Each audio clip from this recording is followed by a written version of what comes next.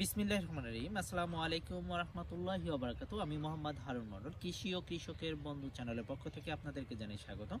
আজকে আমি যে বিষয়ে ভিডিওটি তৈরি করতেছি তা হচ্ছে মিশ্র চাষ সম্পর্কে। একটা জমিতে একাধিক ফসল চাষ করা যায় কিভাবে, এটা হচ্ছে মিশ্র চাষ। অর্থাৎ একের অধিক যদি কোনো জমিতে ফসল চাষ করা হয় একসঙ্গে সাথী ফসল হিসাবে, এটা হচ্ছে মিশ্র চাষ পদ্ধতি। তাহলে মিশ্র চাষের পদ্ধতি নিয়ে দেই।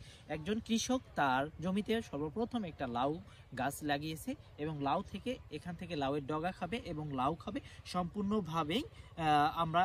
দ্বিতীয়টা হচ্ছে যে মরিচ চাষ পদ্ধতি। এখানে লাউয়ের পরে দ্বিতীয় নম্বরে আছে মরিচ। তৃতীয় নম্বর হচ্ছে দেখেন যে একই জমিতে মিষ্টি কুমড়া চাষ করছে, একাধিক মিষ্টি কুমড়ারও ফলন দেখা দিয়েছে। চতুর্থ নম্বর হচ্ছে দেখেন বেগুন, একই জমিতে বেগুনও চাষ হয়েছে। পাঁচ নম্বরে দেখেন যে নাপা শাক, একই জমিতে নাপা শাকও সম্পূর্ণ করা হয়েছে। সঙ্গে পুঁই শাক এবং কলমি শাক একই জমিতে সম্পূর্ণ করা হয়েছে চাষ।